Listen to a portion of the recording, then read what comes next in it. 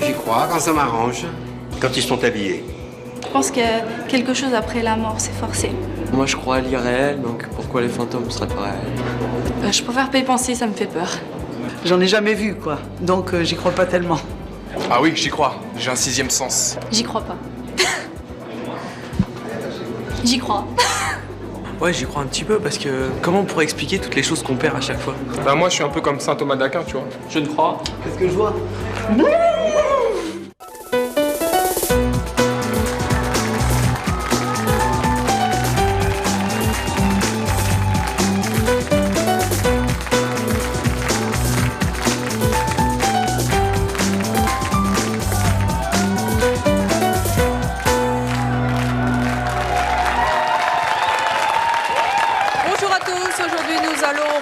Dorothée et Didier, nos deux invités, affirment qu'ils vivent avec des fantômes et qu'ils parviennent même à communiquer avec eux.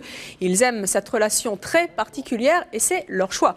Nous entendrons également le témoignage de la chanteuse Fabienne Thibault qui, elle, est persuadée avoir vécu dans un appartement hanté et celui d'un couple qui, lui, a ramené sur ce plateau une cassette des esprits qui hantent leur maison. Nous recevrons également, un peu plus tard dans l'émission, un journaliste qui, lui, a également travaillé sur ce domaine et qui nous dira pourquoi il ne croit pas du tout aux fantômes et donc à la véracité de ces témoignages. Mais je vous demande tout d'abord, pour commencer cette émission, d'accueillir nos deux premiers invités, Dorothée et Didier.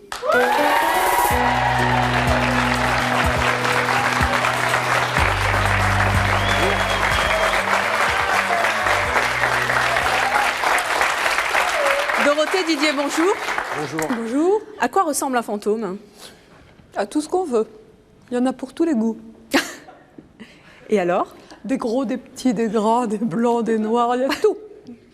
Les miens ressemblent plutôt à des êtres humains. Ils ont l'aspect humain, à part quelques différences notables, mais dont je me suis aperçu à force d'en apercevoir. Mais autrement, c'est à confondre. La première fois d'ailleurs que ça m'est arrivé, la confusion était nette. Alors comment est-ce qu'ils se manifestent, vos fantômes, à vous, Dorothée? C'est très variable. Moi, je me rappelle d'un vieux château dans une province très reculée, où j'avais dormi dans une chambre hantée, et il y avait en face de moi un très grand tableau, et c'était un tableau qui représentait Fénélon. Et en me réveillant au milieu de la nuit, le tableau tournait la tête, ça bougeait comme ça. Et vous ne vous êtes pas dit, je suis assez mal réveillée? Je me suis dit, je suis folle. Alors je l'ai dit au propriétaire qui m'a dit, bah oui, vous n'êtes pas la première. Et ces fantômes, comment est-ce qu'ils se manifestent en général? C'est régulier? Ils ont leurs habitudes. Ils viennent vous voir? Ils vous parlent, hein? Écoutez, pendant 30 ans, j'ai été locataire. Je peux dire que pratiquement toutes les maisons que j'ai louées, il y avait quelqu'un. Mais qu'est-ce qu'elles ont de particulier, vos maisons? C'est très fréquent. Vous savez, c'est très fréquent. C'est plutôt la question qu'il faudrait poser, c'est plutôt qu'est-ce que j'ai de particulier moi. Alors qu'est-ce que vous avez de particulier? Eh bien, c'est que je ne nie pas leur existence. C'est-à-dire que je l'accepte. Je ne dis pas, c'est pas vrai, ça n'existe pas, c'est pas possible. Bon, je prends les choses comme elles viennent. Du coup, ils sautent sur moi en se disant peut-être en voilà une qui va faire quelque chose pour nous, qui va nous écouter. Et alors justement, qu'est-ce que vous pouvez faire pour eux? Eh bien, ce sont des gens, pour moi les fantômes sont des humains qui sont passés sur un autre plan avec les pieds très lourds. C'est-à-dire que ce sont des âmes, des humains qui sont dans des vibrations très basses et qui souffrent. Et alors, ils sont tout le temps dans les parages des humains parce qu'ils voudraient que les humains les aident pour leur donner de l'énergie, par la pensée, par l'amour, par le dialogue, par la prière.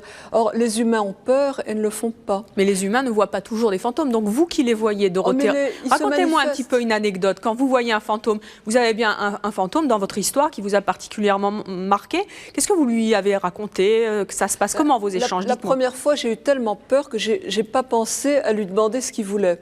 J'ai eu bien tort. Il ressemblait à quoi? Bon, une grosse dame un peu rougeaude, un peu embonpoint. Moi, je trouvais qu'elle était pur porc, si vous voulez. C'était... Bon, mais j'ai eu tellement peur, j'avais pas l'habitude, je n'étais pas préparée. Et puis longtemps après, j'ai appris qu'elle se manifestait à d'autres gens, c'était une maison que j'avais louée. Et donc, c'est comme ça que la chose a commencé à m'intéresser. Alors j'étais un peu plus attentive et après j'en ai rencontré, mais plein. Combien? Innombrables. Je ne peux pas vous dire, je n'ai pas dressé la liste. Alors racontez-moi un peu un dialogue de Dorothée et un de ses favoris.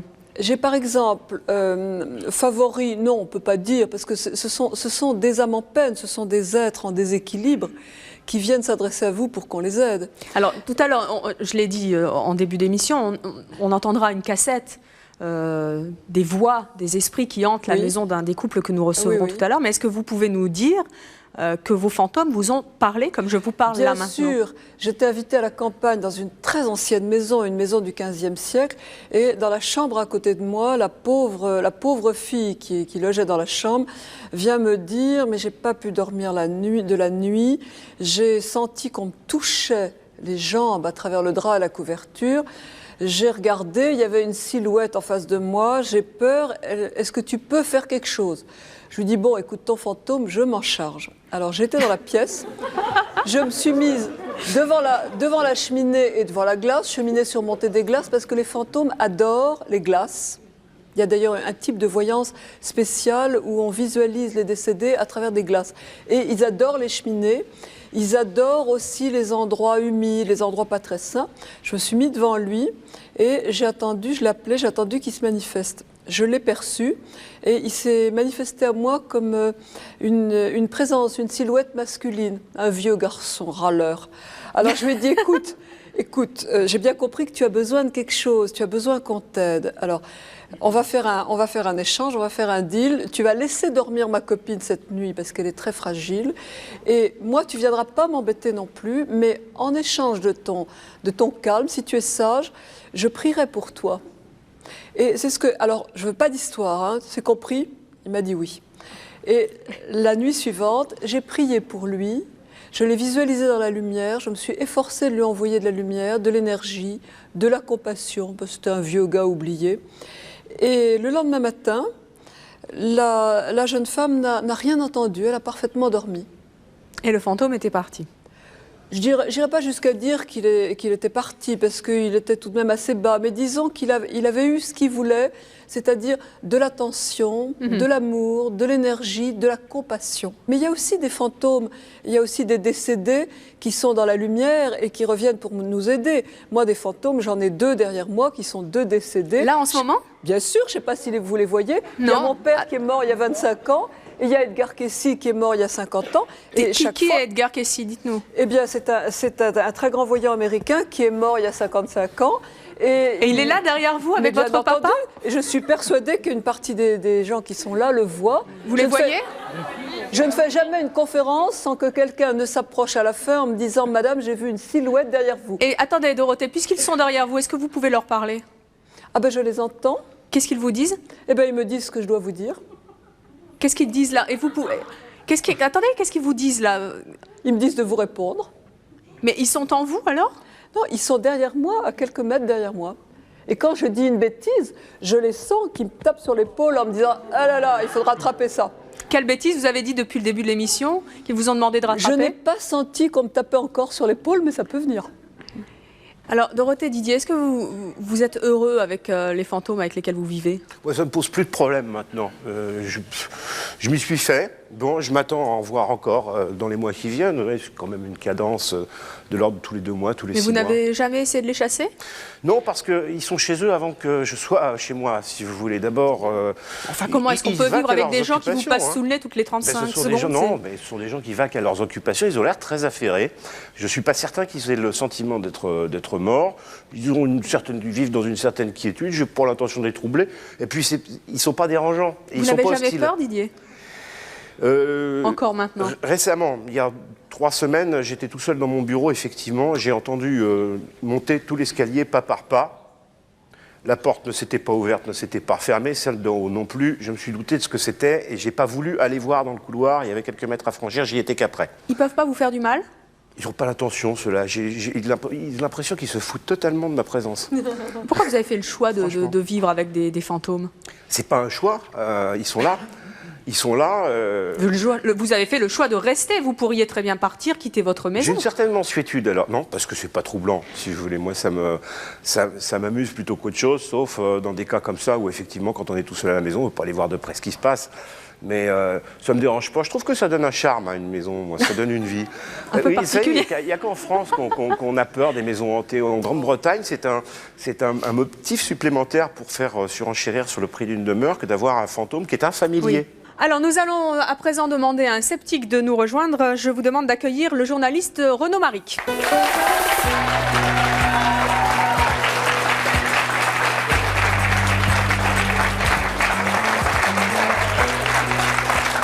Renaud, bonjour, vous avez 34 ans, vous êtes donc journaliste, écrivain, auteur d'un livre qui s'intitule Le New Age, son histoire, ses pratiques et aussi ses arnaques. Absolument. Aux éditions Castor Astral. Vous avez entendu le témoignage de Dorothée et de Didier, comment Oui, j'avais un réagissez-vous petit peu peur d'ailleurs en passant de marcher sur le pied d'Edgar Cayce. Vous les avez vus Non, j'avoue que je ne les ai pas vus, mais je fais professe. Vous avez l'œil, vous inquiétez pas. J'avoue un certain scepticisme en la matière. Renaud, ouais. qu'est-ce qui vous fait douter, vous, de l'existence des fantômes? Oui, il ne s'agit pas, disais-je, d'une position de principe. Simplement, quand on enquête un petit peu plus avant sur ces histoires, on s'aperçoit qu'il y a les témoignages et puis qu'il y a la réalité. Moi, j'ai envie de dire que si quelque chose comme cela m'arrivait, j'aurais tendance à courir chez un psychiatre. Pourquoi Parce que la sincérité des personnes n'est pas à mettre en doute, forcément. Je crois que le problème n'est pas la sincérité. Alors, ils ont vu ou ils n'ont pas vu? Ils ont vu, mais nos sens peuvent nous tromper. Et c'est vrai que les hallucinations existent et qu'une hallucination, ce n'est pas simplement voir un éléphant rose ou un rat bleu. Il y a des hallucinations olfactives, auditives, kinesthétique. On peut avoir l'impression que l'on est touché par quelque chose, que l'on ressent une sensation quelconque, que l'on sent une odeur ou que l'on entend des voix. Il y a des exemples célèbres dans l'histoire et tout cela fait partie de la panoplie des hallucinations que connaissent bien les psychiatres.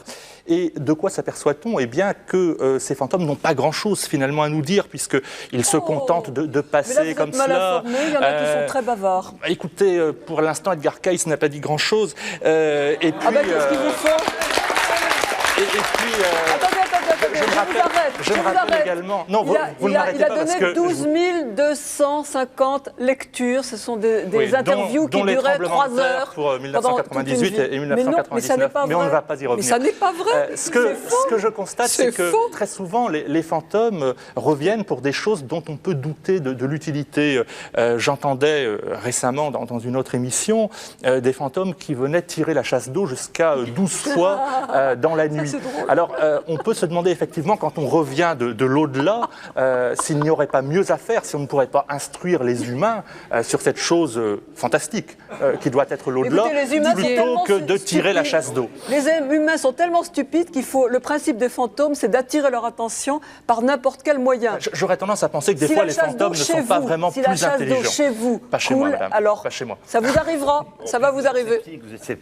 Vous êtes sceptique comme moi je l'aurais été il y a quelques années, parce que ça ne vous est pas arrivé. Oui, c'est ça. Le jour où ça vous arrivera, je pense que vous avez suffisamment de confiance en vous pour penser que vous n'êtes pas du ressort d'un psychiatre, quand même, Disons dans la vie. que quand on subit une hallucination, ça ne veut pas dire qu'on est fou, je crois qu'il faut le préciser. On peut très bien avoir des hallucinations parce que, pour une raison ou pour une autre, le cerveau est mal oxygéné à ce moment-là. Il y a des tas de raisons. Et puis, on a parlé tout à l'heure... Ça m'est jamais arrivé auparavant, c'est-à-dire, sauf quand j'étais enfant, parce que, encore une fois, on habitait dans une très vieille maison. Par les moments d'orage, il m'arrivait effectivement de voir un vieillard traverser le couloir, et j'en avais très peur étant enfant, ce qui ne m'arrive plus maintenant. Moi, je me demande comment des fantômes, qui par principe sont des êtres immatériels, peuvent faire claquer des portes ou des volets. Bonne question. Des fois aussi, il y a des fantômes qui grattent aux portes. Et alors justement, moi je n'ai pas de réponse et ça me paraît Non, mais étonnant Dorothée, qu'un comment fantôme ils puisse font pour gratter faire aux portes. claquer des portes et des volets? Réponse, personne n'en sait rien, puis c'est tout. C'est tellement plus simple. Écoutez, mais moi je ne peux pas répondre à votre place. Quand les portes, par une journée de temps parfaitement calme, sans un poil de vent, et une nuit parfaitement calme, les portes et les volets claquent sans arrêt. Et vos fantômes vous expliquent pas pourquoi ils arrivent à faire et comment ils arrivent à faire claquer les volets? Si. Comment non? Ils n'expliquent pas comment, parce que nous ne comprendrions pas. C'est au-delà de. Je veux dire vraiment, moi je n'ai pas idée, je peux pas vous le dire. Mais ils ont réussi leur coup, c'est-à-dire d'attirer leur attention sur eux et de solliciter notre intérêt, notre compassion et notre prière. Et c'est ça. Notre compassion, tout à l'heure, vous parliez des fantômes, vous nous parliez d'une dame qui avait l'air, je crois, pur porc. Excusez-moi, la compassion... C'était mon premier fantôme. Très bien, vous êtes excusé. Alors, c'est le premier fantôme. Oui, c'est vrai, forcément une J'étais émotion. un peu surprise, je ne savais pas que ça existait. Je n'avais pas compris que c'était des gens qui étaient en demande de quelque chose et je n'avais pas encore compris qu'on pouvait faire quelque chose pour eux. Oui, bonjour, je suis Christine. Madame et monsieur, je voudrais savoir si vous avez eu affaire à des fantômes mauvais. Oui, ça existe. Le fantôme dont je vous ai parlé tout à l'heure, où j'ai donc fait quelque chose pour la personne vivante qui se plaignait de ne pas pouvoir dormir et d'avoir peur, c'était quelqu'un qui était malveillant. À mon avis, d'abord, il empêchait de dormir les gens, ce qui était déjà extrêmement perturbant. Il y a des fantômes qui sont effrayants. Alors moi, je ne les ai pas rencontrés personnellement, mais ça existe. Ça existe. Des fantômes qui poussent les gens, des fantômes, par exemple, si j'ai eu quelque chose.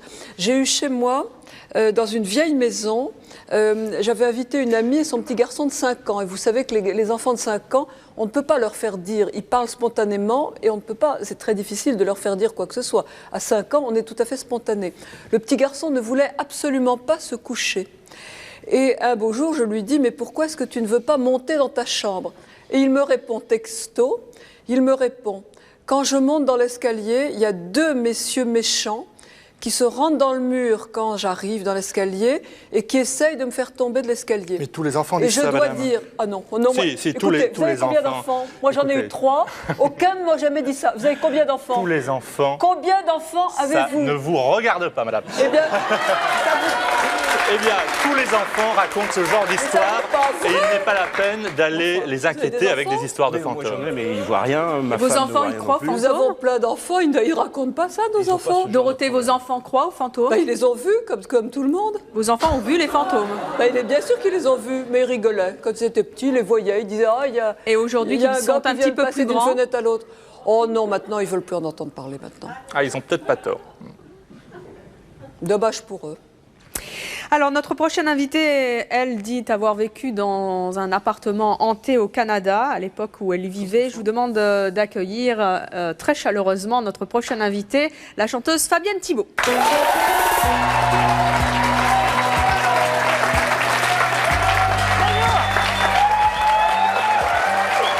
Fabienne. Qu'est-ce qui s'est passé dans cet appartement? Alors, il est certain que par rapport à ce qu'a vécu Dorothée, ce que vous vivez, et vous, Didier, n'est-ce pas, c'est très light, si je peux m'exprimer ainsi. Moi, mon histoire, c'est une histoire presque banale, mais c'était il y a bientôt 20 ans, dans un appartement de la rue Saint-Hubert à Montréal. La rue Saint-Hubert, qui est un quartier, partie de Montréal, où il y a des appartements, des maisons assez anciennes, qui avaient été habitées avant par un comédien qui m'avait dit « Tu verras, c'est assez agréable de vivre dans cette maison. » Donc, on y est déménagé assez rapidement, entre 2 tournées. À l'époque, j'étais avec mon ex-mari. Et en arrivant dans cet appartement, qui était un appartement en enfilade, une succession de pièces comme ça, jusqu'à une petite pièce en bout, avec un petit décrochement, qui était la chambre, la seule pièce où il y avait de la moquette d'ailleurs. Les autres pièces étaient toutes sur le bois, le plancher de bois franc, comme on disait chez nous. Et à ce moment-là, quand on est emménagé, on n'a pas pu repeindre ni arranger avant de déménager. Et la première nuit, j'ai très mal dormi. Il y avait quelque chose qui me disait « tu n'es pas chez toi » ou « je ne suis pas chez moi ici ». Bon, je ne suis pas quelqu'un qui tient absolument à prendre possession des choses. J'ai une nature assez saltimbanque. C'était une voix que vous entendiez? C'était une impression, en fait. Et cette nuit-là, ça m'a dit « ça va, tu peux rester, tu ne passeras pas ta vie ici, mais c'est bon pour quelques années ». Et finalement, vous êtes resté 4 ans avec cette voix. Et vous allez nous en dire plus dans un court instant. Mais tout de suite, vous le savez, comme chaque jour, nos appels à témoins. Et écoutez bien, c'est peut-être aussi votre choix. À tout de suite.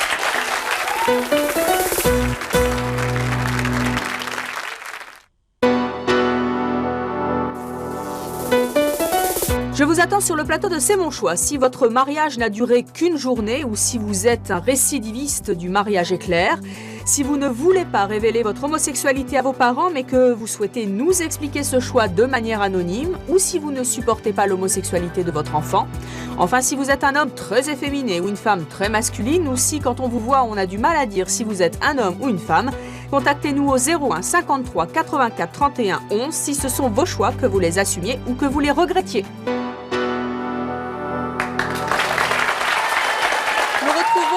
Fabienne Thibault qui affirme avoir vécu dans un appartement hanté à Montréal lorsqu'elle y habitait. Fabienne, vous nous avez dit tout à l'heure que vous avez entendu une voix au moment, la première nuit où vous avez dormi dans cet appartement. Quelle autre manifestation avez-vous ensuite disons qu'au bout de 4 jours, quelque chose m'a dit « tu peux rester là, ici ». C'est pas ta maison, mais tu peux rester. Alors, je me suis installée dans la chambre et on a passé une espèce de convention.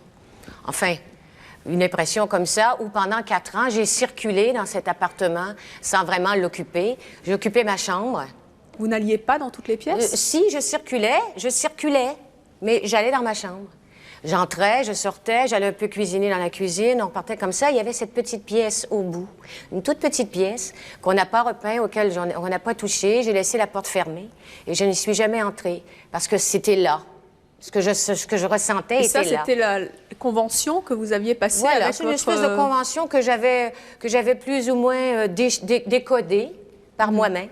Mais vous n'avez jamais essayé de transgresser cette fameuse convention? Non, non, non, c'était ça. Vous n'aviez pas envie de voir ce qu'il y avait dans cette pièce? Je suis assez obéissante, moi, comme fille. Mais quand même, vous avez passé 4 ans dans cet appartement, Fabienne, vous n'avez jamais eu envie de... Je me disais qu'à un moment donné ou à un autre, il allait y avoir peut-être une forme de m'expliquer un peu ce qui avait pu s'y passer. C'était là. Pour moi, je voyais comme une masse un peu ronde, par terre, dans un coin. Je savais que c'était dans le coin, dans un des coins de la pièce. Qu'est-ce que c'était exactement? Bon, ça souffrait. Ça dégageait quelque chose qui réclamait que je sois, moi, correcte dans cette espèce d'entente. Alors, une nuit, je me suis levée pour aller écrire. J'ai ressenti quelque chose, je suis réintégrée ma chambre. Et ça a été comme ça pendant 4 ans, jusqu'à un soir. Presque un soir cinématographique, chère Dorothée, parce qu'il pleuvait, il faisait noir. On dirait presque un scénario de film. Et à la porte, donc, j'ai vu arriver une dame avec 2 jeunes filles. Et cette dame me dit, voilà, j'ai été élevée dans cet appartement. Mes filles ne le connaissent pas. Ma fille aînée vient de faire un concours de piano et je leur ai promis de leur montrer l'appartement, puis j'entrai madame.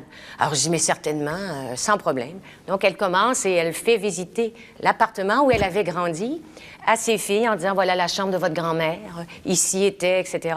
Hein? Et elle arrive jusqu'au bout. Et là, je la vois devant cette petite pièce s'assombrir et devenir un peu, se refermer sur elle-même.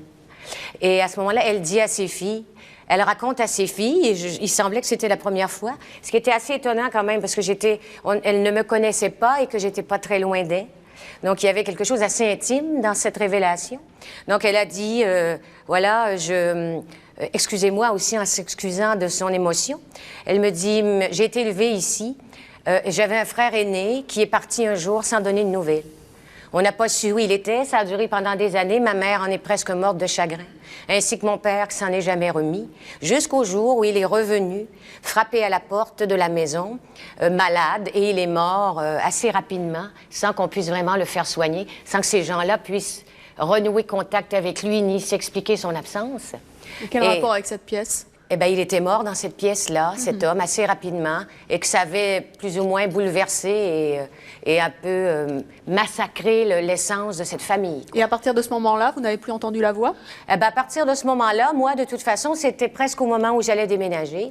Donc, je suis repartie. Nos prochains invités vivent actuellement dans une maison où il se passe des choses très étranges. Ils ont décidé de faire appel à un désenvoûteur. Je vous demande d'accueillir Bruno et Corinne.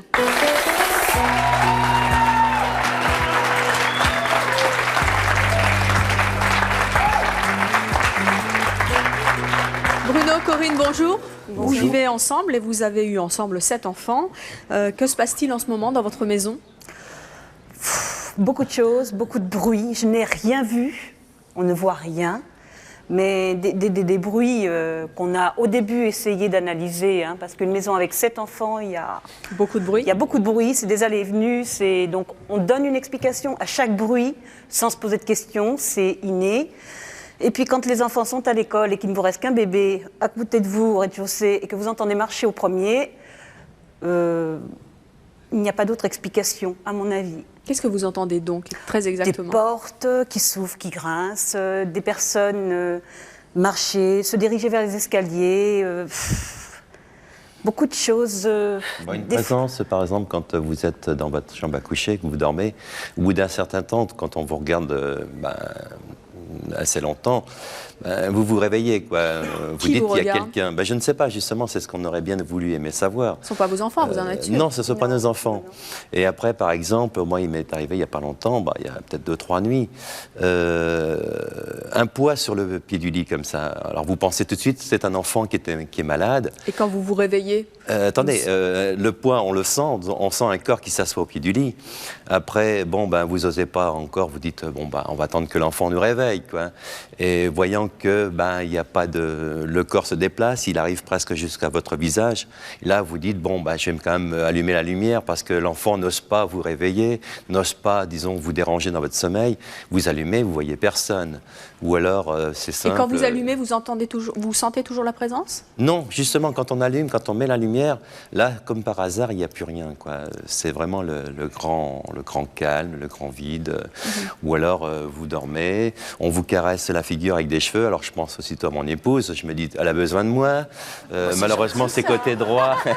Et et vice-versa. Et je me retourne, je la vois en train de dormir. Et pourtant, on m'a effleuré, je l'ai senti, et j'ai senti la présence, j'ai senti la caresse des cheveux. Comme on se penche sur vous pour, par exemple, vous embrasser. Alors, vous entendez également des voix, des discussions. Voix, des discussions. Mais je ne comprends pas. Ouais. Vous les avez enregistrées? Oui. Apparemment, oui. Sans faire exprès. Dans quelles conditions? C'était un dimanche après-midi. Oui. On n'était que tous les deux avec un enfant à la maison, avec un de mes aînés. Il voulait faire des enregistrements sur une radio, quoi. Il s'est dit, j'ai le temps. Malheureusement, j'ai eu besoin de lui, je l'ai appelé. Et il a tout laissé allumé, tout laissé en route. Et il est descendu. Et après, il a pu penser à ces enregistrements. Il est remonté 3 heures après dans sa chambre. Et quand il est arrivé dans sa chambre, il a vu que sa cassette était embobinée, quoi. Alors, par fait du hasard, il a remis à zéro, il a écouté. Et puis, au début, il n'a pas tellement bien compris. Il a dit, papa, viens voir, il y a quelque chose sur cette cassette qui est bizarre. Et alors, qu'est-ce qu'on va entendre sur cette cassette que vous au début, avez rien. Disons, au premier abord, ça fait beaucoup de brouhaha, beaucoup de bruit. Puis après tout, quand on réfléchit, on se dit, mais ce ne sont pas nos bruits, ce n'est pas des bruits de porte, ce n'est pas des bruits de pas, c'est bizarre, ça fait un peu Jurassic Park, quoi, un petit peu ça. C'est des bruits de dinosaures? Ouais, des bruits de dinosaures, quoi, des bruits... Et après, à la force d'écouter, on s'aperçoit que quelqu'un parle derrière. Et alors, qu'est-ce que cette personne dit? Pour moi, j'ai l'impression que c'est une maison, d'abord, qui nous a choisis pour commencer. C'est pas nous qui avons choisi la maison, malgré qu'on se dit toujours c'est nous qui l'avons choisie. Mais en fin de compte, non, c'est pas ça. C'est la maison qui nous a plutôt choisis. Alors Bruno, quels sont les mots que nous allons entendre sur la cassette que vous avez enregistrée de ces voix qui hantent votre maison? Ce que l'on peut comprendre, c'est qu'il y a du grand changement. Après, c'est inaudible. Et après, on entend le mot champagne. Ça veut dire que c'est quelque chose de bon qui peut nous arriver. Alors, cette cassette est assez peu distincte, c'est pour ça que je vous ai demandé de bien préciser quels sont les mots qu'on allait entendre. Et on va l'entendre tout de suite et on va essayer de distinguer justement ces mots que vous avez prononcés.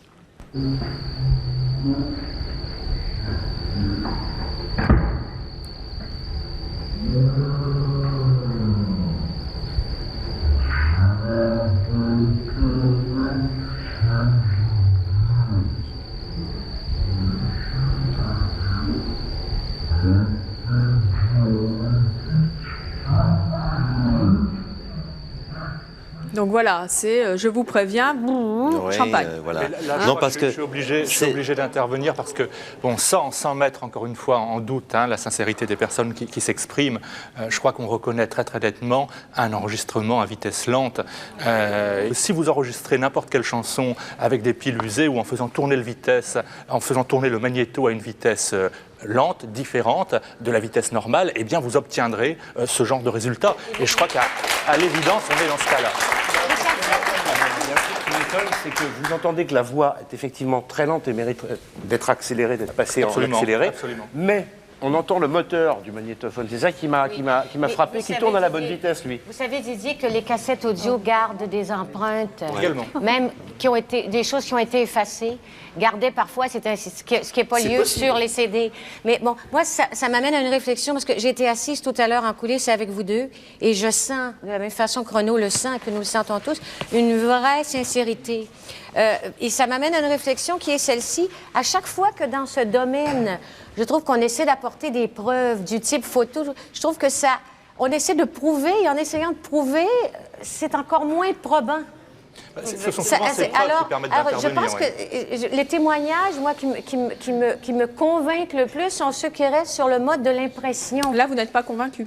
C'est pas que je suis pas convaincue, c'est que je sais que les cassettes audio gardent souvent les empreintes des choses enregistrées en entendant, parce que ça a été effacé, mal effacé, ou l'enduit sur la cassette. Mais il n'empêche que je les crois plus quand ils en parlent au point de vue impression que quand ils amènent des preuves.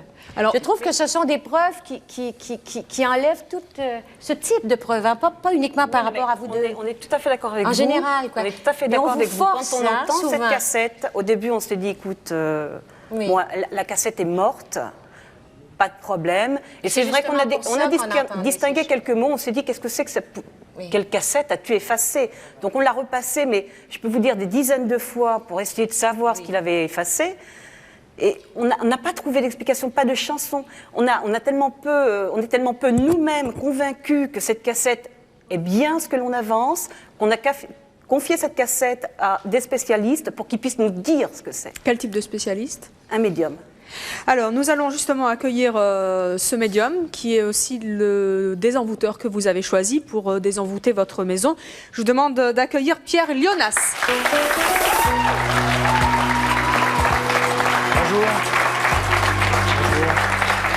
Pierre, bonjour. Vous êtes donc médium et également chasseur de fantômes. Quand vous entendez cette cassette, vous en déduisez qu'il y a des esprits chez Bruno et Corinne? Je déduis rien du tout, parce que je vais quand même préciser que la cassette n'a pas encore été analysée. Donc je tiens à le dire à tout le monde, bien sûr. Et là, vous avez entendu?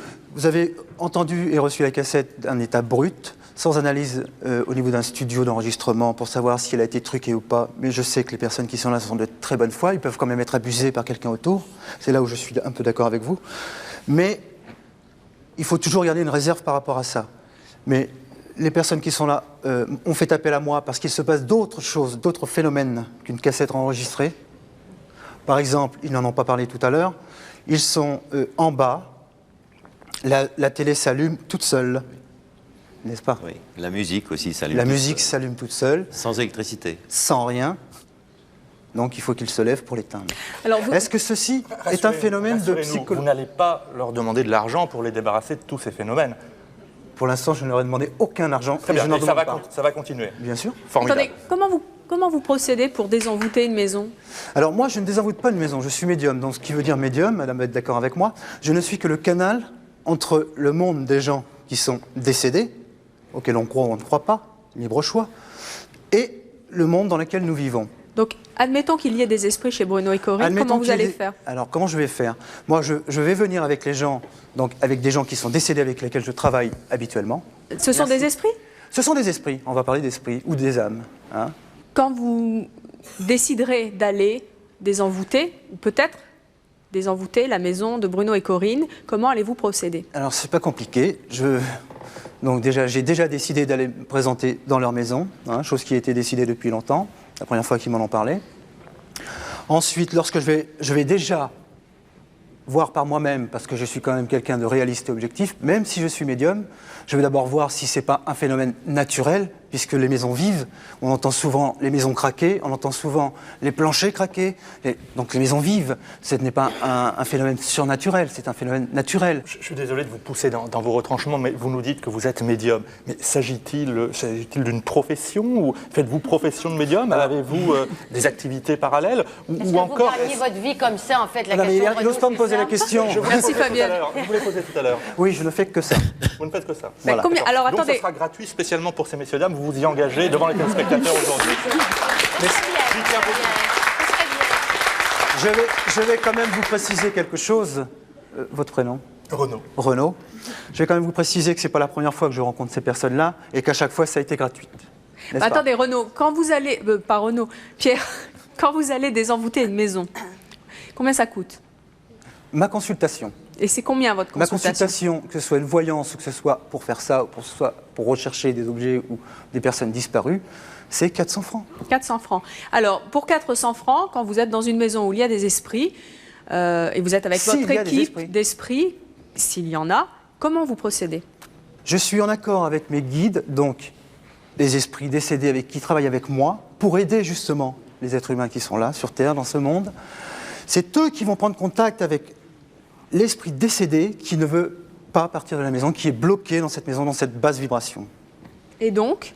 Je ne suis que l'intermédiaire. Et donc, ce sont vos guides qui... C'est eux qui font tout le travail. Mais ils font quoi comme travail? Et pardonnez-moi, moi je ne suis pas médium et j'ai un peu de mal à saisir comment vous faites partir les... Travail de diplomate. Ils travaillent ensemble. On parlemente. C'est un accord. Voilà, Ils parlementent. j'imagine. D'accord. Voilà. Moi, je pense de libération, c'est un travail de libération. Voilà, il faut les débarrasser de leur basse vibration. Et si les fantômes ne veulent pas partir, qu'est-ce qui se passe? Écoutez, il n'y a plus qu'une solution. Hein. Laquelle? Malheureusement, déménager.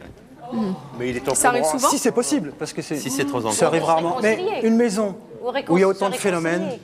ça arrive très rarement. Bonjour. Je m'appelle Olivier. Dorothée, cette question s'adresse à vous, vu que vous êtes accompagnée de 2 acolytes invisibles, que j'ai toujours pas vus d'ailleurs, et que j'espère que je vais voir. Ouvrez voilà. les yeux. Mais j'ai les yeux grands ouverts, mais bon, je sais pas, quelqu'un les a vus? Non. Oui, donc c'est une question assez pratique en fait. Je voudrais savoir comment est-ce possible que les fantômes donc puissent à la fois grimper des escaliers et traverser un mur, parce que moi je peux marcher sur le sol, mais si je donne un coup de pied là, je vais pas passer. Donc vu qu'ils sont à côté de vous, est-ce que vous pouvez leur demander, vu que vous disiez tout à l'heure qu'ils vous donnaient les réponses aux questions en fait?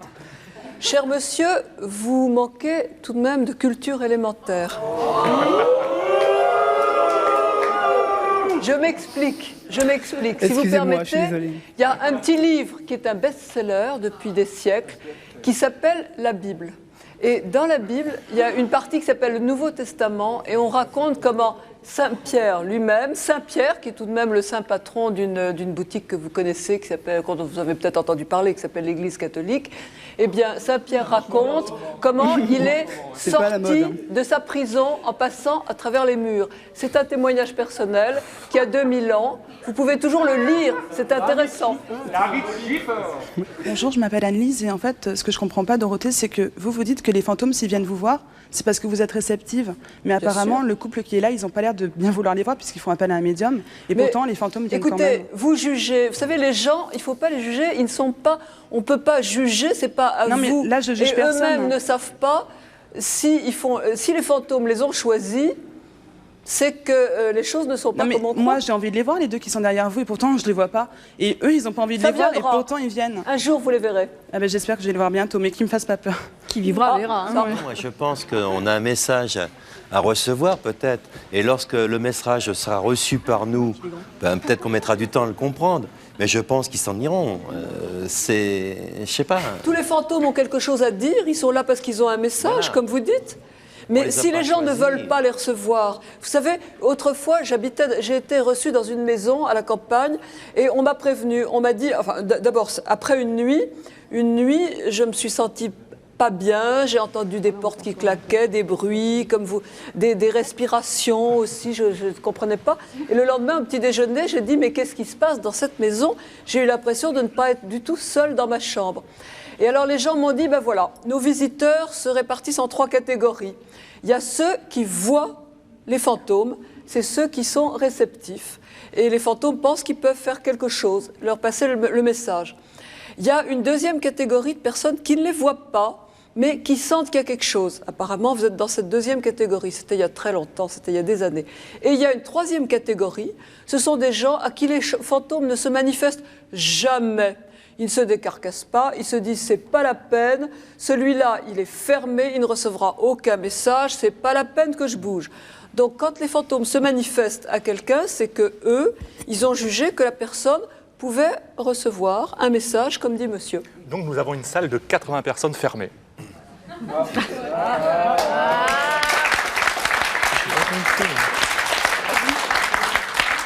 Oui, bonjour. Moi, je me prénomme Paco et j'aimerais poser une question à nos invités, à notre couple là. J'aimerais savoir, vous parliez tout à l'heure des manifestations en fait, et vous disiez que vous racontiez une histoire, un poids. Ça a commencé comme ça. Est-ce que, puisque moi j'ai été témoin aussi de certaines choses comme vous, est-ce que également vous avez cette sensation de froid en fait, de fraîcheur, quelque chose qui vous passe autour de vous et qui est, on a l'impression qu'il y a des courants d'air par exemple qui se passent où il ne devrait pas y avoir de courant d'air. Ouais. Hein, et une sensation de froid, comme lorsqu'on vous croisez quelqu'un à une vitesse grand V, hein, vous la sentez, près de vous, vous sentez un frisson, un déplacement d'air. Bon, c'est souvent ça. Voilà, je crois que c'est ça un des points essentiels, c'est que souvent on a ces deux sensations premières qui sont d'abord ce poids qui... Qu'est-ce que vous avez vu ? Moi, j'ai vu, c'était mon grand-père en fait que j'ai perdu à l'âge de 11 ans. J'avais 21 ans il y a 10 ans de cela. Et il s'est manifesté comme ça. C'est quelqu'un qui est parti. Ma grand-mère ne l'a pas laissé partir parce que justement, elle le pleurait beaucoup trop. Elle se reprochait de rire, d'être bien. Et il est venu justement demander aux gens qui étaient autour de ma grand-mère ça. Il s'est manifesté comme ça, d'abord un poids, puis cette sensation de froid. Et j'ai cru au départ que j'hallucinais, effectivement.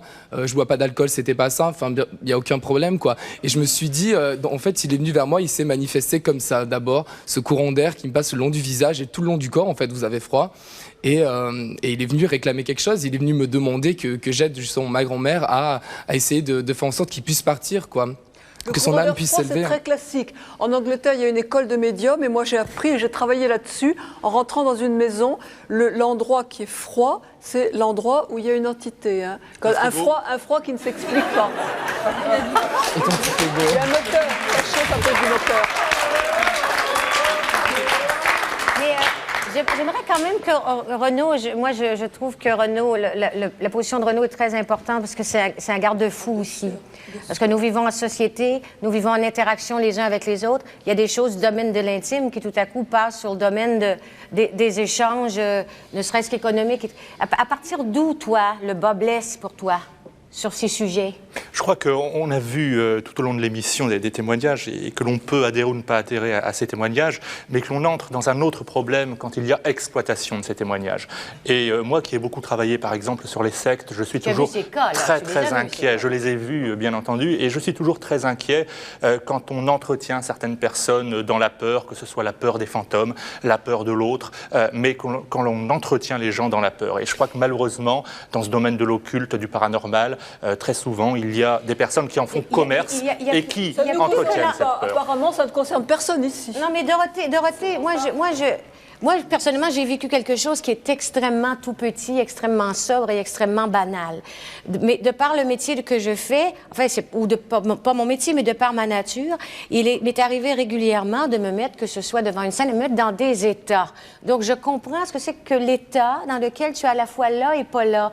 Parfois, sur certaines scènes, quand ça sonnait bien, quand il y avait un public de rêve et quand tout à coup, il y avait cette espèce de conjugaison d'une architecture parfaite, physique, comme d'une architecture intérieure et émotive entre les gens et dans un lieu. Il y a des moments où vraiment, en chantant des chansons, je suis partie quelque part, ou je ne sais pas. Il y a même des fois où j'ai ressenti, il y a même des gens qui, sans les voir, je savais ce qu'ils sentaient. Quand la lumière s'allumait, je les voyais. Pourtant, je suis qu'une chanteuse comme bien d'autres. Ayant vécu ce type... je pense que beaucoup d'artistes, de musiciens, de peintres ou même de danseurs ont pu ressentir ça. Donc là-dessus, moi, je suis totalement respectueuse de ce que j'appelle de ce que sont ces impressions, des univers qu'on n'explique pas. Maintenant, je pense que c'est quand même important, le propos de Renaud là-dessus, de mise en garde du même domaine, parce qu'il y a beaucoup de gens aussi qui ont besoin de se sentir, je m'en suis rendu compte, de se sentir un peu à part des autres ou ayant quelque chose d'exceptionnellement vécu, et c'est un domaine où on surexcite facilement les gens. Alors, je ne crois pas que ce soit de votre cas aujourd'hui, mais ce sont des choses qui arrivent, donc c'est important qu'on ait des garde-fous de ce Fabienne, type-là. quel message aimeriez-vous faire passer à votre fantôme d'il y a 20 ans? Au fantôme lui-même? Oui.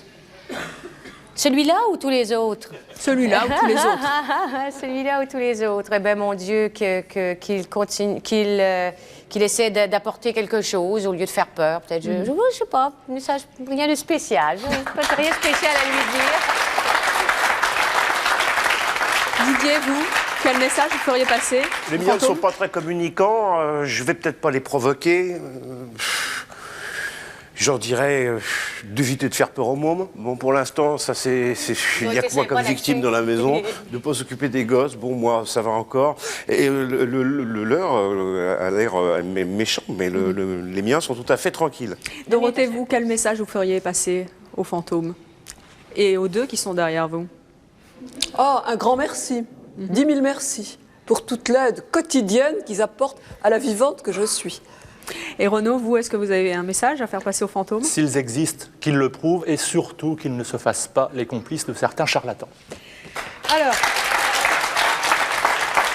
il faut savoir que chaque année, justement, des milliers de personnes se font escroquer dans ce domaine par des pseudo-désenvoûteurs qui s'intéressent plus à leur crédulité qu'à ces fameux fantômes. En 4 ans, justement, les plaintes contre les désenvoûteurs ont été multipliées par 10 et il fallait le dire aujourd'hui. Si vous souhaitez justement vous renseigner sur un désenvoûteur particulier, eh bien, vous pouvez vous adresser à l'Institut national des arts divinatoires, dont l'adresse s'inscrit actuellement sur votre écran. Ils pourront vous dire eh bien, si cette personne, ce désenvoûteur, a déjà eu affaire à la justice. Merci à vous de vos témoignages et merci à vous tous. À très bientôt.